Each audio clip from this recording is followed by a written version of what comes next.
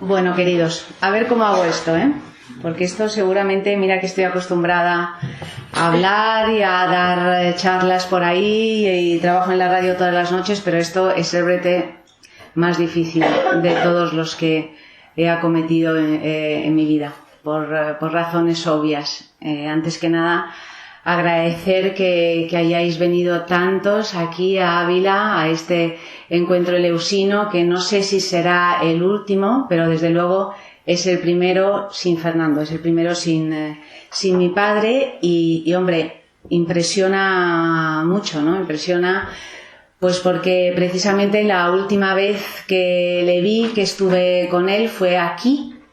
Lo que pasa es que él estaba sentado aquí y yo estaba sentada ahí, en una charla que seguramente pues algunos de vosotros estaríais, recuerdo muchos de vosotros, no tantos, pero sí algunos, y fue una charla precisamente sobre uno de los grandes amores de mi padre, que son los gatos.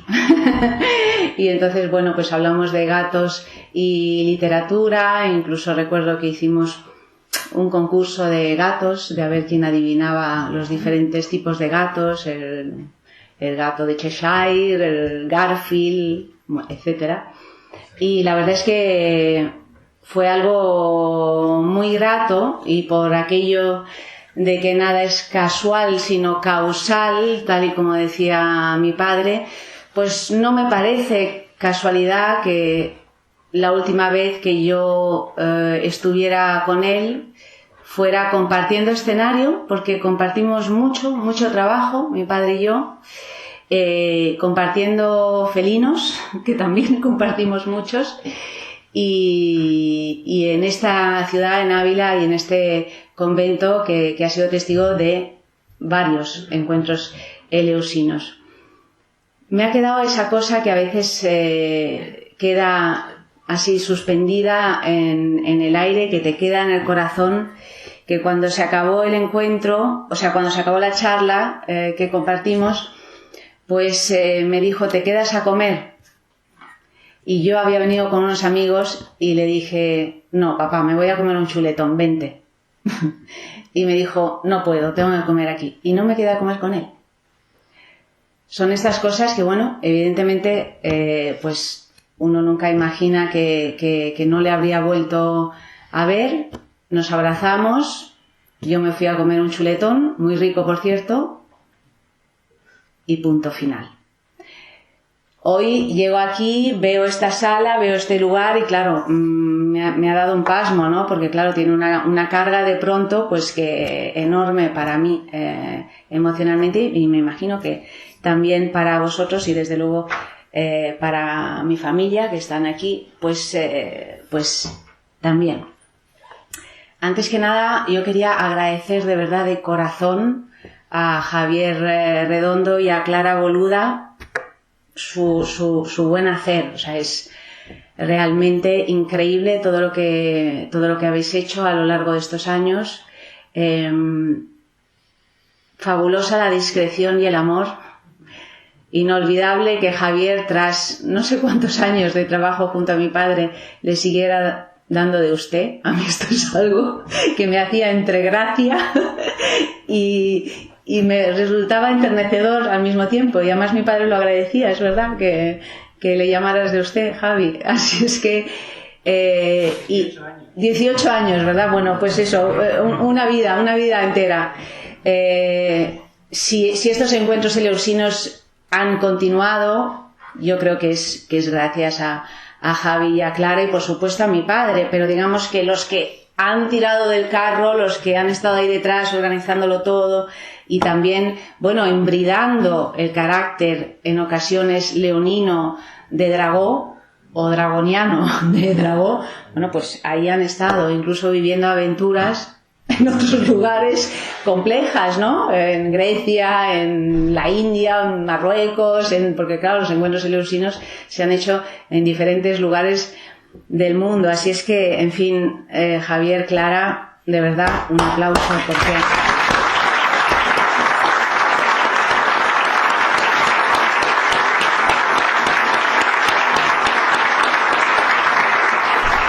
Y bueno, este fin de semana, a lo largo de este encuentro entre amigos, porque amigos sois todos los que estáis aquí, pues la intención es evidentemente la de recordarle. Hablaremos sobre su vida, sobre su obra, la influencia de sus programas de televisión, su trabajo como periodista, como agitador cultural, gran agitador cultural, cosa que muchas veces no se ha comprendido del todo o no se ha entendido lo importante que es ese tipo de figuras en la sociedad, ¿no? Su búsqueda espiritual, como no, su código de conducta y sus estudios sobre la muerte, porque pasó la vida entera estudiando el final de este recorrido nuestro, que es la muerte.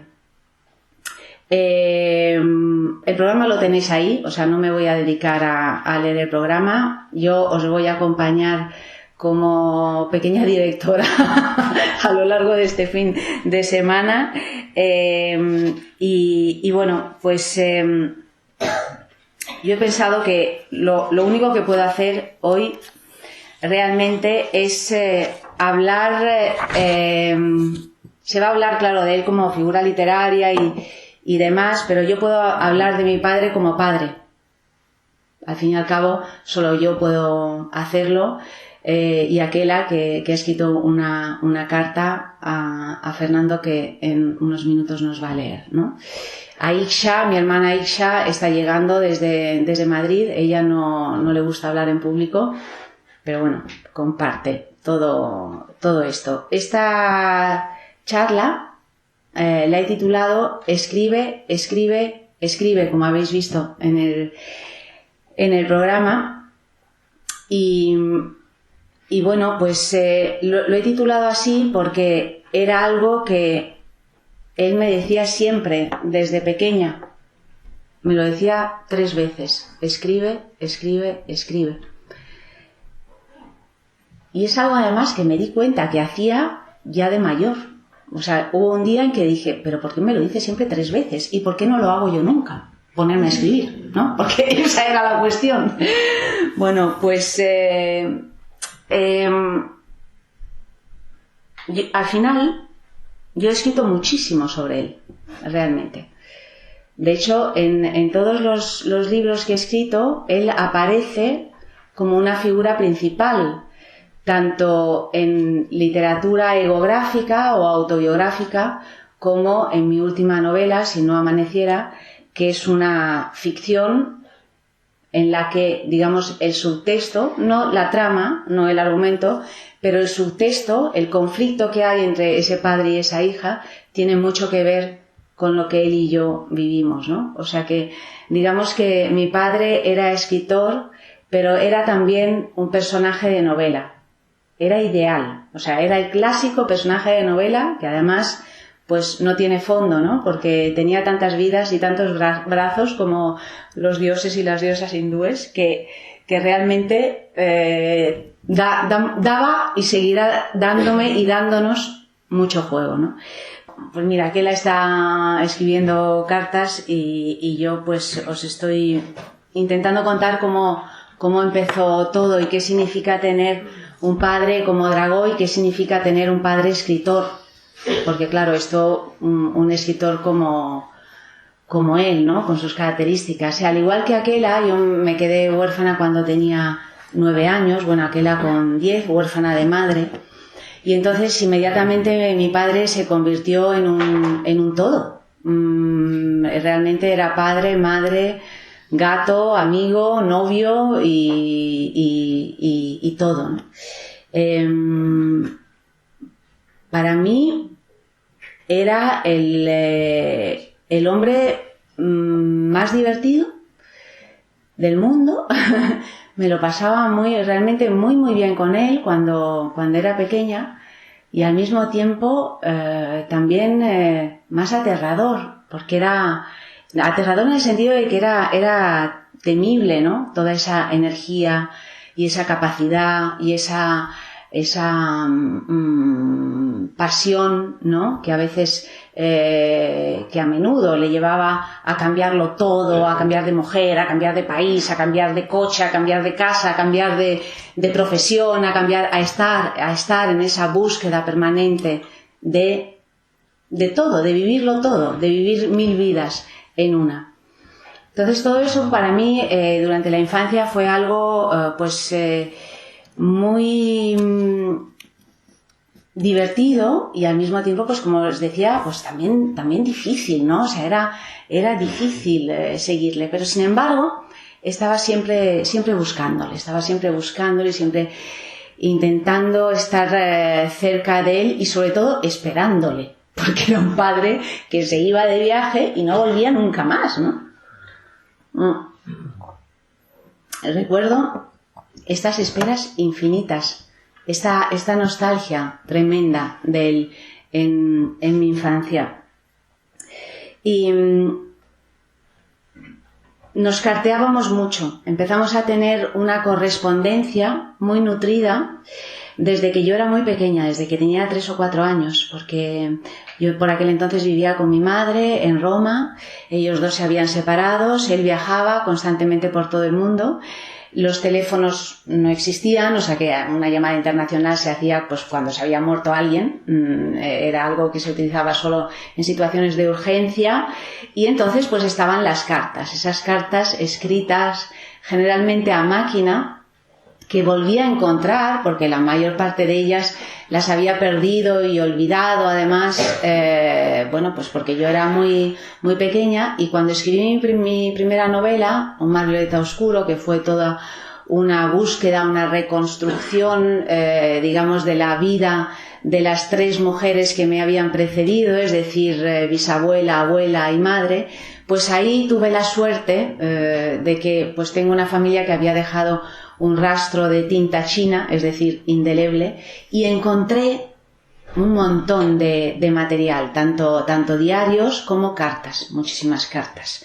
Las cartas de amor entre mi padre y mi madre, además de ida y vuelta, porque ambos, mi madre murió cuando ella tenía 36 años, y todos creemos que de no haber muerto tan joven habría sido escritora, es decir, que escribía muy bien.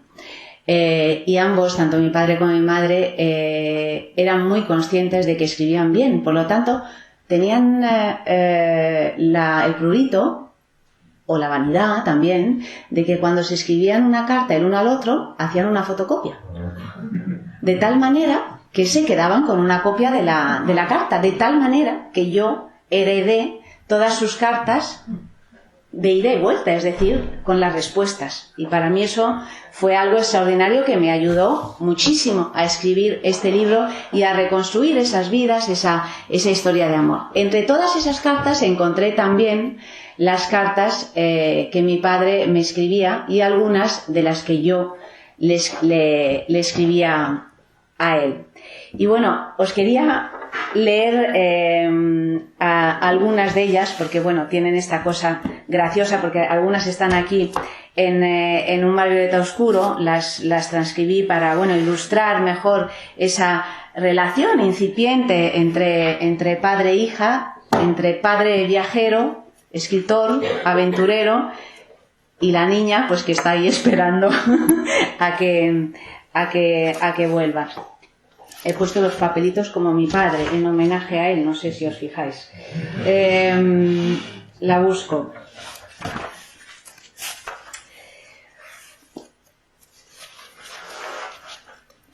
Carta de Fernando Ayanta.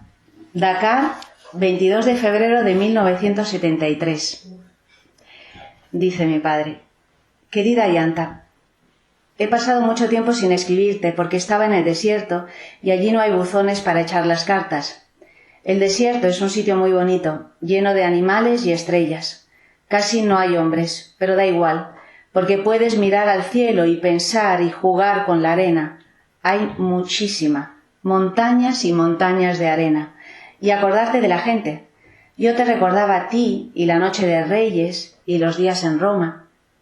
¿Hace falta algo más? ¿Quieres algo más? Sí, y voy a conseguírtelo, porque estoy en mi momento mágico y las estrellas me empujan a pleno motor. Papá.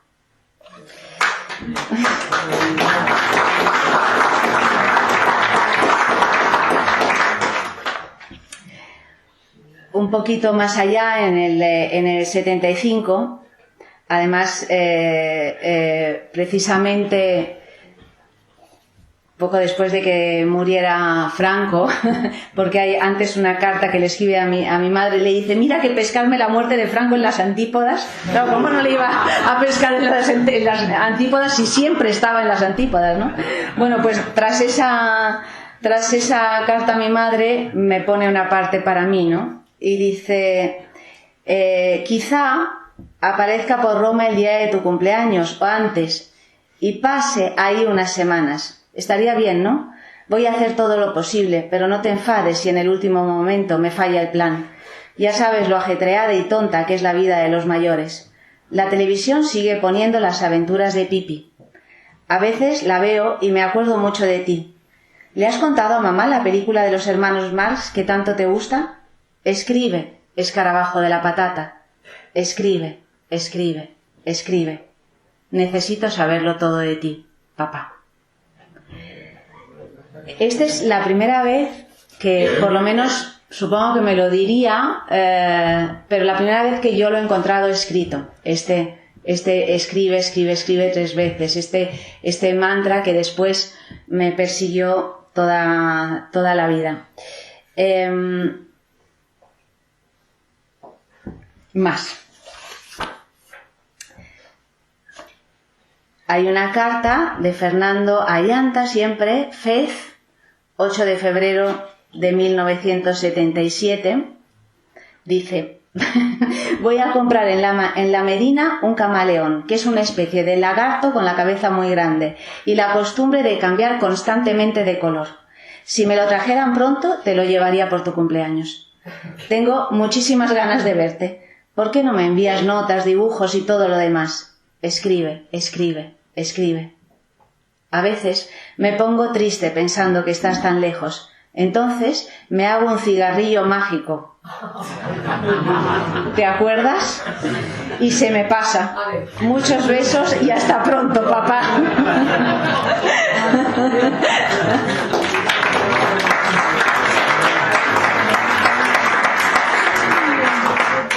Bueno, pues ya os digo que me di cuenta, pues eso, de que este escribe, escribe, escribe, me di cuenta de que realmente formaba parte de mi vida y yo siempre le decía: papá, escribe tú, si ya escribes tú, o sea, ¿para qué me voy a poner a escribir yo? O sea, bastante tenemos ya en casa con un escritor, y además un escritor así, como para que haya otra, ¿no?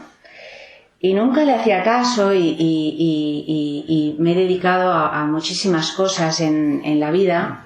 Pues he sido actriz, soy periodista, me he ocupado de cuestiones teatrales, he llevado la dirección artística de un teatro en Madrid y nunca me ponía a escribir, pero estaba siempre escribiendo como en la cabeza. Yo, con aquel escribe, escribe. Y mi padre me decía todo el rato: es que te estás equivocando. O sea, y además me iba bien. O sea, que no es que me fuera mal, me iba bien en los trabajos que estaba haciendo. Me dice: es que te estás equivocando, es que tú eres escritora. Y yo decía: pero ¿por qué me dices eso? ¿Qué sabes tú? Si nunca has leído nada de lo que he escrito o no he escrito, ¿no? Bueno, él tenía la certeza. Y había algo que a mí me aterraba de él, que era: a veces me llamaba por teléfono, a veces no, a menudo, o en persona me decía: Ayanta, porque ni te saludaba, he tenido una idea. Me decía: no, ¿qué idea has tenido? No más ideas, no, he tenido una idea. Y entonces cuando me decía que tenía una idea, bueno, me proponía algo que generalmente era una putada para mí, o sea, diciéndolo así mal y pronto. O sea, era algo que, bueno, que a mí me suponía un esfuerzo muy grande, o bien pues porque no tenía las tablas para hacerlo, o bien porque yo qué sé, o bien porque era un disparate, ¿no? Y entonces, una de estas veces me llama, y esto fue hace 10 años, y me dice: se me ha ocurrido que como no me haces caso y no te pones a escribir y se te va a pasar el arroz porque ya empiezas a estar mayor, claro, ya tienes 43 años, mi padre siempre decía, bueno, un novelista es a partir de los 40, antes es muy difícil que escriba una buena novela y tal y cual. Tú ya tienes 43, no me estás haciendo caso, estás ahí ocupada con los hijos, el trabajo y tal y cual, entonces se me ha ocurrido que tenemos que compartir un libro.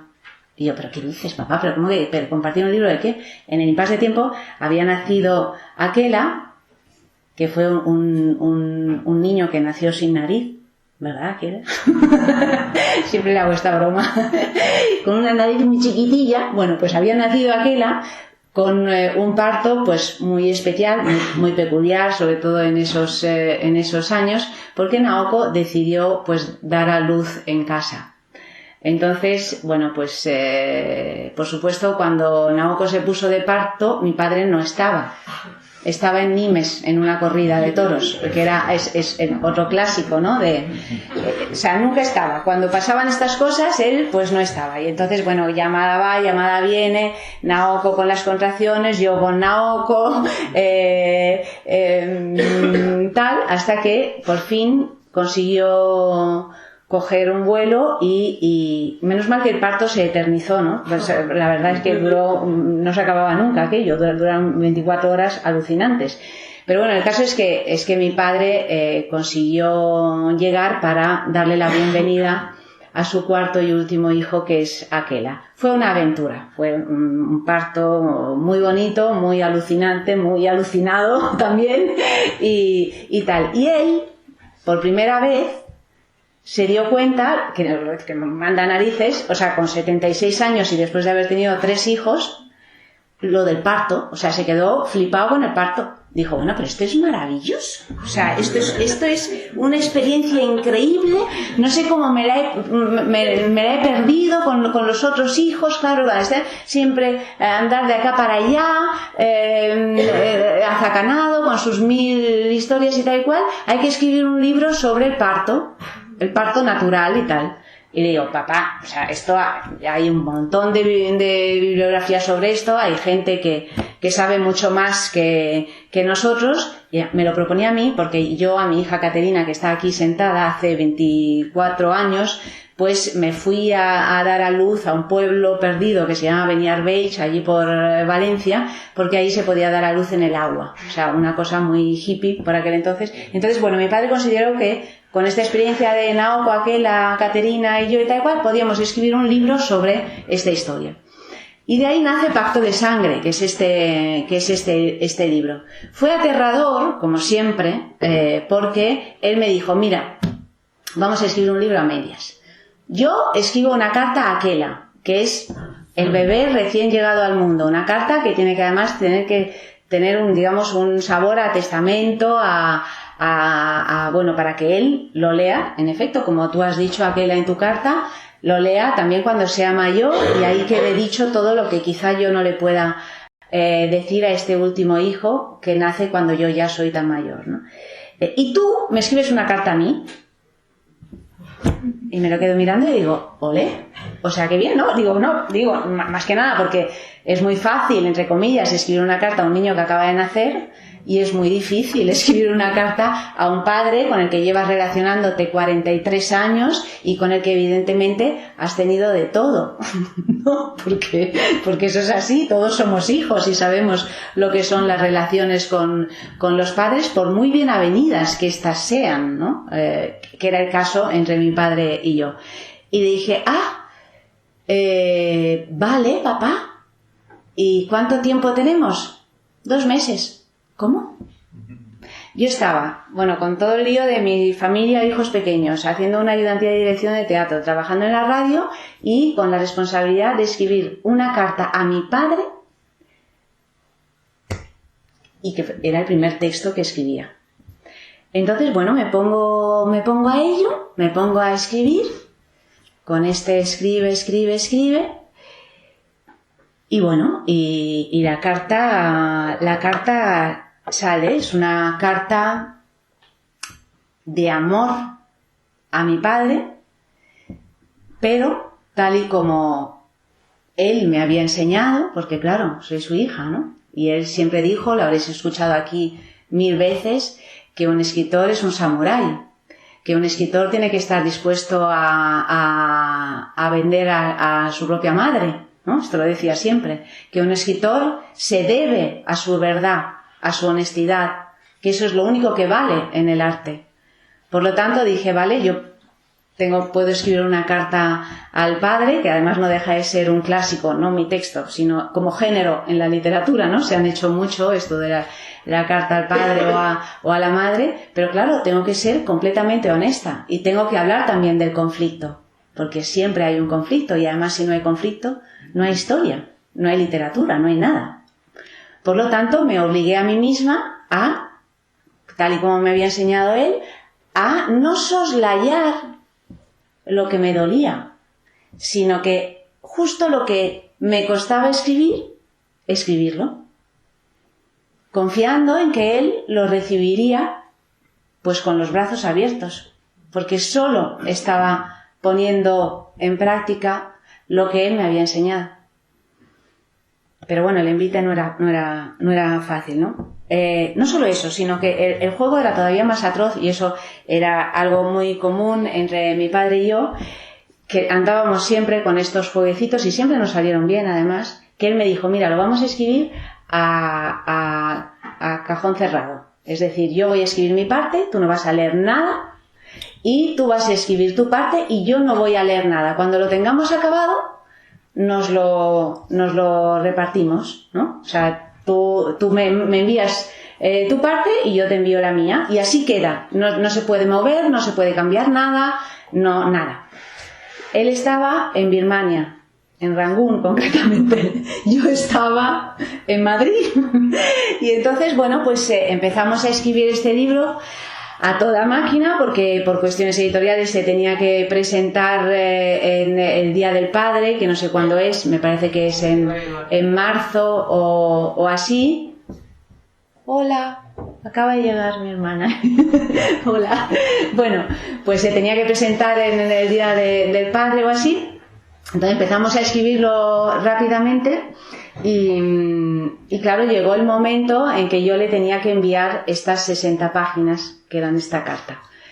Asustadísima, porque era muy consciente que lo que me había salido, pues bueno, tenía eso, tenía toda la verdad de nuestra relación y toda la verdad, no solo de nuestra relación, sino de mi historia, de lo que yo había vivido, ¿no? Durante la infancia, la adolescencia, la juventud y tantas cosas que uno no cuenta a un padre, a pesar de que mi padre y yo siempre hayamos tenido una enorme confianza el uno en el otro. Entonces, bueno, le envié esta carta y se la envié, eran las Navidades de 2012. Pocos días después, a Iksha, Caterina, pequeña, que tenía 12 años, mi hijo Mario, 7 años mayor, y yo, me parece que estos éramos los que hicimos ese viaje, le alcanzamos en Rangún. Entonces le envié la carta y me quedé 2 días esperando a que él me contestara por correo electrónico. ¿Me contestara a qué?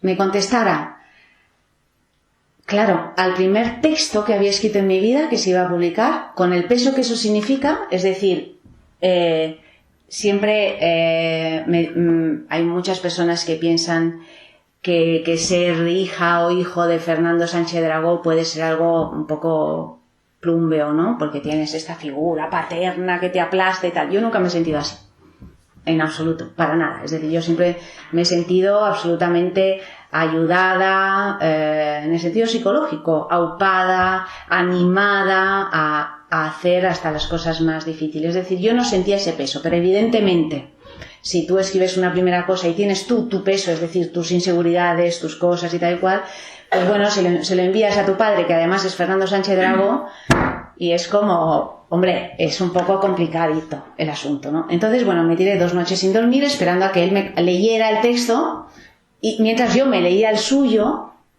y me contestara. El suyo a mí me encantó, me hizo además muchísima gracia que hubiera, de hecho se llama Pacto de Sangre, Vidas Cruzadas, como subtítulo, que hubiera tantas cosas que tanto él como yo habíamos contado en nuestras cartas, pero claro, con puntos de vista diferentes, y eso es siempre muy interesante desde el punto de vista literario y también personal, obviamente, en este caso, entre mi padre y yo. Pero bueno, yo cuando le envié mi texto, sabía que mi texto tenía, bueno, un punch mayor, no por nada, sino por las circunstancias, porque era una hija mayor que le escribía a un padre mayor, simplemente por esto.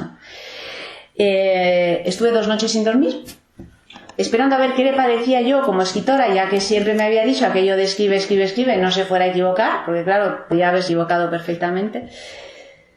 Y al fin recibí la carta, que gracias al buen hacer de mi hermana Icha, porque yo soy una inútil desde el punto de vista informático, me ha encontrado esta carta que no la había guardado. Empecé a buscarla hace unos días y no la encontraba y decía, pero Dios mío, ¿dónde está? Y me la he encontrado a Icha. Os voy a leer porque me parece... La verdad es que la he vuelto a leer cuando me estaba preparando esta conferencia y Dios mío, me dio un puñetazo en el corazón, porque es dura. Es dura, pero creo que es dura y al mismo tiempo es muy amorosa, como mi carta, como mi carta a él, ¿no? Leyéndola y pensado estos días, digo, madre mía, qué fuerte jugábamos, ¿eh?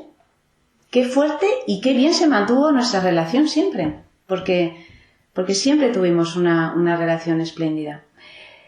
Y os quería compartirla con vosotros para que veáis hasta qué punto la honestidad de mi padre, que a pesar de que mi texto le doliera en algunas partes, puso por delante el buen hacer literario, tal y como había dicho siempre. Y eso no es común, porque muchas veces se habla mucho, pero luego, cuando llega la hora de la verdad, uno no sabe, bueno, controlar sus propias emociones, ¿no? O manejarlas.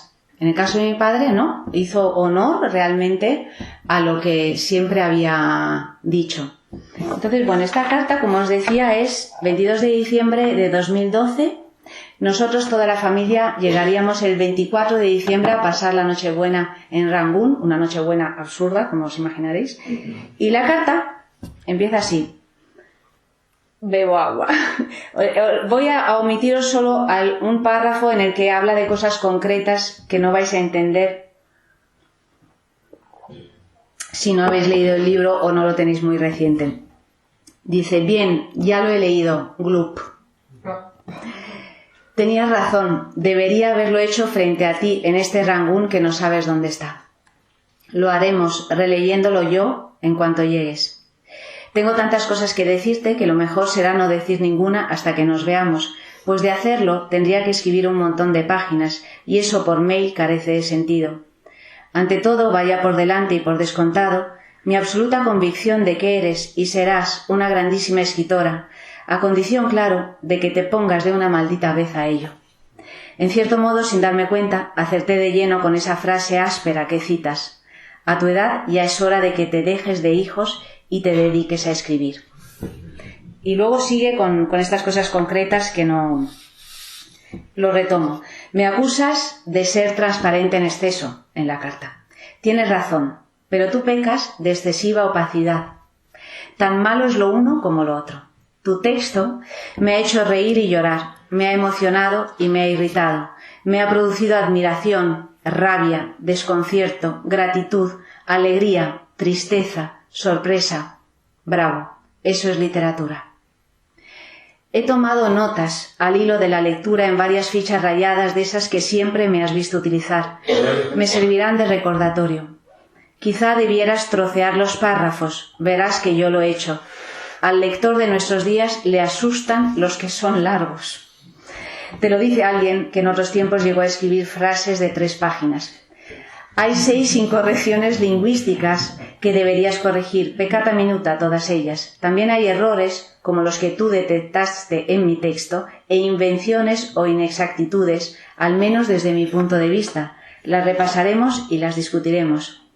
Me inquieta la sensación de que el libro ahora se queda descabalado, pues tu carta, a mi juicio, exige respuesta, y eso, con las prisas del proceso de edición, no puede hacerse.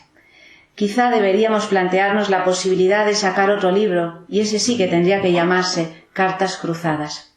Lo malo es que, bueno, lo hablaremos a tu llegada, ya falta muy poco. Me inquieta también la disparidad entre los relatos del parto, porque en el libro él cuenta el parto de aquela y yo cuento el parto de aquela. Cada uno con su visión, claro. Tu visión de él desactiva la mía. Es sorprendente cómo dos personas pueden vivir un mismo hecho reciente, por lo que las trampas de la memoria no explican esa disparidad de una manera tan distinta. Me humilla que digas que con lo de las patatas fritas te humillaba en público. Las patatas fritas es que cuando yo era pequeña él me robaba las patatas fritas del plato y yo me echaba a llorar. Y lo hizo una y otra vez. Y se convirtió en un tormento para mí. Cada vez que veía un plato de patatas fritas me echaba a llorar antes de que me la robara. Bueno, el caso es que dice, y lo cuento aquí, me humilla que digas que con lo de las patatas fritas te humillaba en público. Eso me ha indignado. Era una broma, era ternura. Nunca nadie vio en eso una humillación, sino todo lo contrario, una manifestación de afecto. Es curioso porque yo me siento públicamente humillado por algunas de las cosas que dices en ese relato, el del parto. Creo que no son ciertas, sino fruto de la incapacidad de las mujeres para entender a los hombres y viceversa, claro. El 2 caballos era gris y luego lo pintamos de verde tú y yo con Titan Lux. Nunca te he visto tan feliz como cuando lo hicimos. Empecé a gastarte la broma del coche en Soria. La broma del coche es que yo iba a subir al coche y él arrancaba y hacía como que se iba. También me echaba a llorar, yo. Empecé a gastarte la broma del coche en Soria cuando aún tu madre y yo vivíamos juntos, mucho antes del día en que Francos dejó a Sandra y a ti abandonadas bajo la lluvia en una carretera. Lo uno no viene de lo otro. Mis diatribas contra el amor siempre han ido dirigidas al amor romántico, al pasional, y no, como dices, al amor de pareja. Ese siempre lo he admitido, a condición de que no se confundiera con el otro. En fin, va diciéndome cosas de las que no está de acuerdo del texto. Y luego dice, leyéndote me he dado cuenta, y esto no es en absoluto un reproche, de algo que ya sabía, pero que ahora se ha acentuado. Los hombres y las mujeres son especies distintas. En eso reside el drama de la condición humana. Seguro que Adán y Eva se separaron al salir del paraíso. Se te ve el plumero del feminismo cuando dices que son los hombres quienes deciden cuándo, cómo y dónde tener hijos. Jamás de los jamases ha sucedido eso. Son casi todas las mujeres quienes a medio plazo nos arrinconan en el papel de sementales. Corto. No iba a decir nada y estoy diciendo mucho. Esta no es una carta de queja, aunque a ráfagas pueda parecerlo, sino de admiración y felicitación y de cariño. Te cubro de besos, Ayanta, y te agradezco que vinieras por las noches a comprobar que mi corazón latía. ¿Es eso verdad? ¿Cómo es que no me despertaba? Siempre he sido de sueño ligero. Bonita historia. Cuando me desperté, el dinosaurio no estaba allí, estabas tú.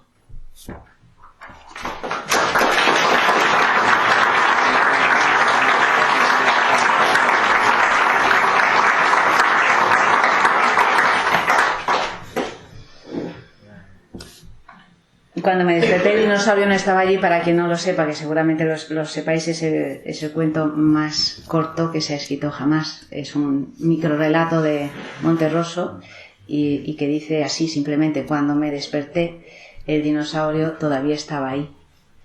Que bueno, que abre toda una serie de ventanas y de posibilidades divertidas o inquietantes. Es un cuento magistral y por eso, bueno, termina la carta así. En cuanto a eso que dice al final del corazón, ¿no? Dice, te agradezco que vinieras por las noches a comprobar que mi corazón latía. Fijaros, ¿no? Cuando al final la dolencia principal y única en realidad de mi padre en su vida ha sido la del corazón, que es lo que al final pues se le ha llevado al otro mundo, ¿no? Bueno, pues lo del corazón, os lo leo. Dice así, en la carta que le escribí: cuando mi madre murió, yo desarrollé una cierta ansiedad, tenía miedo de que se muriera todo el mundo, básicamente. porque bueno, pues fue un contacto muy temprano con la muerte y entonces empecé a temer pues que todas las personas a las que quería se murieran de repente.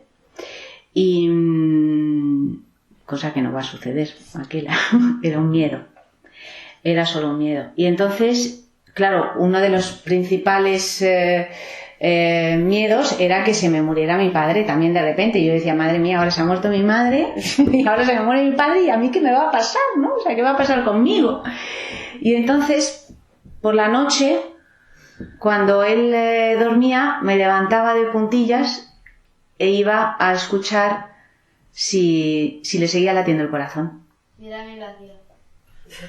¿Ves? Esto va a empezar a ser algo hereditario. Bueno, al final queda como un bonito recuerdo.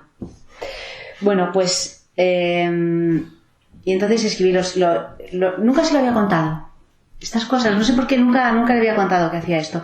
También tengo que decir que lo había olvidado, porque lo que sucede cuando uno se pone a escribir en general y en particular de un modo autobiográfico es que salen a flote pues un montón de recuerdos que los tenías un poco arrinconados o directamente olvidados, y al escribir esta carta volví a acordarme de un montón de cuestiones relacionadas con mi infancia que las tenía, pues eso, metidas en no sé qué cajón de mi subconsciente, no lo sé. El caso es que le escribo lo siguiente: una vez que hubo enterrado a mi madre, decidí convertirme en tu guardaespaldas.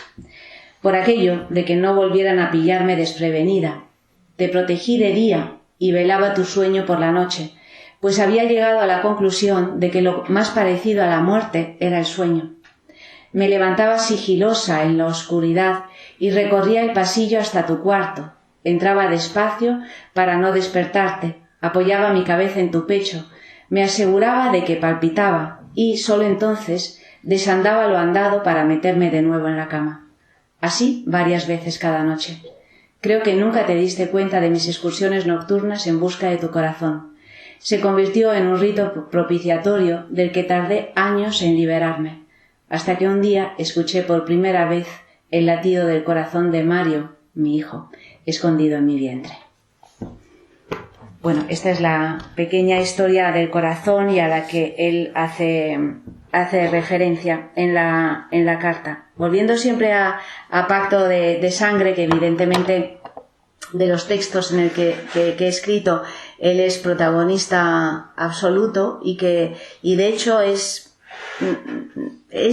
en su totalidad, quizá también porque haya sido el primero y quizá por lo primero que escribía y quizá por haberlo escrito realmente en un estado de enamoramiento total hacia mi padre, pues es el texto que prefiero de todos los que he escrito, en su totalidad. Y curiosamente es el que menos se ha leído también, porque fue un libro que no funcionó desde el punto de vista de las ventas, ¿no? Pero bueno, eso también decía siempre mi padre, ¿no? Que él no vendía libros, que él los escribía. O sea que eso no importa, ¿no? Pero bueno, el caso es que, siempre por continuar con este recorrido, pues os comentaba que me pasé la vida, o más bien la infancia, dedicada a esperar a mi padre, ¿no? Y aquí en Pacto de Sangre, pues hablo de esta espera. Siempre a raíz de la desaparición temprana de mi madre, escribo: en esa situación no podía ser de otro modo. Tú, padre, te convertiste en el príncipe de mis sueños, en el salvador que aparecería en el momento más inesperado para aniquilar al malo y robarme un beso, después de hacerme escupir el trozo de manzana envenenada. Así que me dediqué a esperarte con la testarudez de una niña que confundía la fantasía con la realidad. Te esperaba. La escalera era uno de mis sitios favoritos para ello. Me sentaba en el primer peldaño, delante de la puerta de casa, y me quedaba atenta a cualquier ruido, a cualquier movimiento. Oía entrar a alguien. Escuchaba cómo cerraba el gran portón de madera, cómo encendía la luz que tic-taqueaba hasta volver a apagarse, cómo subía y acababa desapareciendo tras el cerrojo de una puerta que no era la mía. Cuando ya tenía el culo helado por el mármol, me levantaba y me asomaba a la barandilla del último piso para observar mejor a través de la espiral de escalones. También te esperaba a la salida del cole, convencida de que algún día me darías una sorpresa y podría presentarte a todas mis amigas. Me parecías un trofeo del que fardar. Mientras me dedicaba a esperarte, contaba hasta 100. Tenía la teoría de que si me sometía al aburrimiento de contar, por el mismo efecto de las ovejas nocturnas que consiguen que llegue el sueño, tú te acabarías apareciendo, te harías realidad.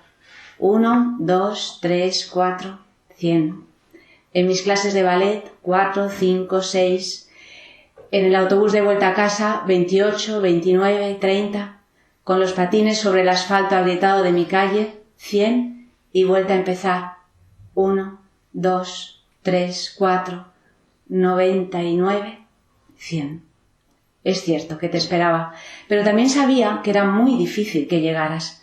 Yo, tan acostumbrada a encontrar explicaciones a las rarezas de quienes me rodeabais, estaba segura de que debías de ser algo muy parecido a la gente 007 que tanto le gustaba a mi madre. Es más, había llegado a la conclusión de que ella me llevaba a ver esas películas porque estaban basadas en tu vida. No te rías, te lo digo en serio. Estaba segura de que escondías un revólver en el interior de tu chaqueta y un gas hipnótico en la pulsera de tu reloj, y creía que lo de ser escritor era una tapadera que tú te habías inventado para acallar los rumores que circulaban sobre ti por tu actividad clandestina de espía internacional. Por eso todos aquellos viajes, por eso todas aquellas mujeres, por eso aquellos regalos que olían a curry, y por eso yo tenía la certeza de que aparecerías en el momento menos esperado, aterrizando en la azotea o en una lancha bimotor desde el horizonte de la playa de mis veranos o en un cohete chamuscado por la presión atmosférica. Pero no fue así. 1, 2, 3, 4, 40, 50, 100.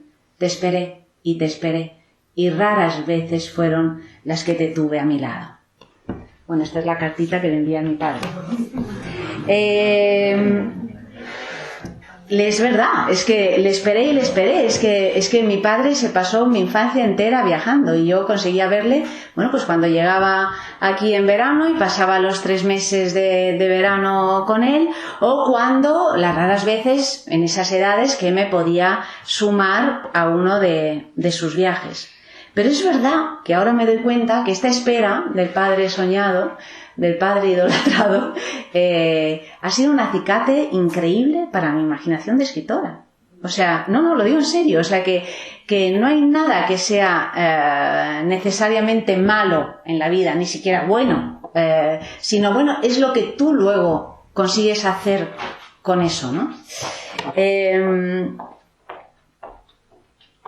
Aquí en este libro también hablo mucho de las bueno, un poco de lo que estoy diciendo ahora, ¿no? O sea, de las semejanzas y de las herencias. Porque claro, aquí pues toda la familia Dragó, claro, hemos heredado muchas cosas de él y muchas cosas, por supuesto, de las madres, ¿no? En este caso de los padres del otro lado, en el caso de los nietos, ¿no? Pero es verdad que ha sido y es una presencia muy fuerte, muy luminosa, que nos sigue acompañando y que en vida, bueno, pues lo sabéis, le conocéis, pues era un toro bravo, era arrollador. Entonces, a propósito de las semejanzas, escribo: